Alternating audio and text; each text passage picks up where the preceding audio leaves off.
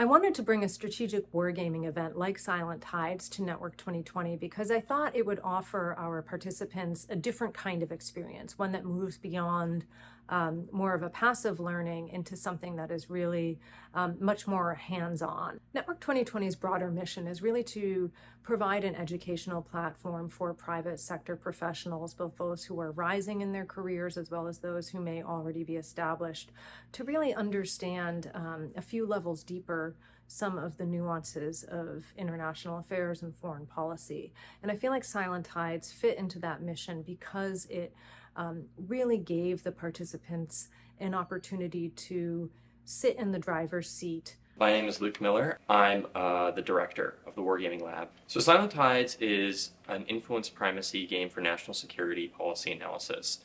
It focuses on a scenario in which the People's Republic of China does a joint military exercise with the members of ASEAN. I am Wilfred Rivera. I'm a colonel in the United States Marine Corps. I am currently the Marine Corps Fellow at the Council on Foreign Relations. The world and the problems that we're facing are very complex.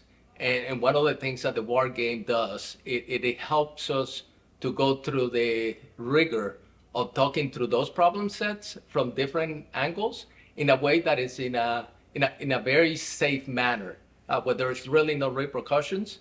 And then it allows us to be able to test some of those assumptions and hypotheses before we actually put them into place. This region is increasingly important as manufacturing and economic growth has spurred into there and as part of American efforts to ensure that the PRC does not expand its influence around the globe. And this expanding Chinese influence, as we've seen in some real-world exercises, represents a moment where the United States will be increasingly concerned. The main objective for players is to gain influence primacy in 2 to 3 ASEAN states of their choosing that they start out with, and there'll be simulated actions by China to disrupt these efforts of the United States to gain primacy in these countries. So, to start, what 3 states in prioritization A, B, and C in ASEAN from the list on your right would you like to try and attempt regional primacy in? A lot of the focus on the game is playing in a time constraint and resource constrained environment. As separate as what people typically think of war games, this is not a exercise of kinetic actions. This is about influence and different actions that follow the DIME framework. So that's your diplomacy, information, military, and economic actions to expand influence and maintain ties against those actions of the PRC. The game is structured in a card-based format with a rigid adjudication done by die.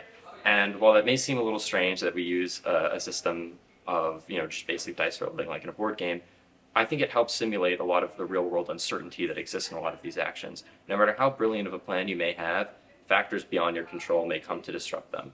You want low numbers for this. So first for A. Ooh, that's not good. The game also follows the framework of high risk, high reward, and then low risk. Low rewards, you get more certainty, but less benefit for certain actions. So players are given a wide variety of options to handle a series of situations. They understand the possibilities that the PRC may do to disrupt their actions beforehand, but they don't know which ones will work, as those are also left to probabilistic die roll.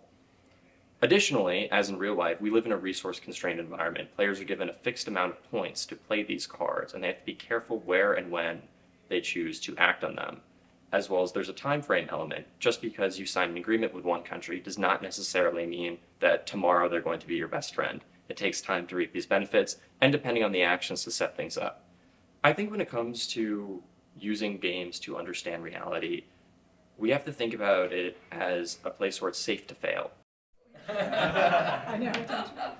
So you can try new things and explore new avenues of ideas, as well as be exposed to new concepts and try and think about them in new ways without spending human lives or countless amounts of money or resources in other ways that you may think. So one of the insights that I think is valuable, especially coming out of war games, is to make sure that the people that they bring in their team, that there can be some constructive dissension. People that completely look at the problem set from a different perspective, that really allows the conversation to take place on those sticky issues, is critical to have in your team, rather than just people that are going to do exactly what you tell them just because you're the boss. One of the most striking takeaways that I had from the day was that the environments in which we typically work really influence how we see decision making, what we see as norms in decision making, and how we'll approach problems. And so that became very clear, I think, both through the knowledge that we heard from the facilitators, which is that often in DC, people or players go toward the more military type decisions. So whether it's arms sales or joint military exercises, that tends to be a staple in the decision-making process for players in DC. We were playing in New York, and so we had a range of participants, including people with diplomatic experience, people with military experience, and people with business experience, both on the quantitative side of finance and venture capital. And so what I found really fascinating was the ways in which those environments really influence decision making.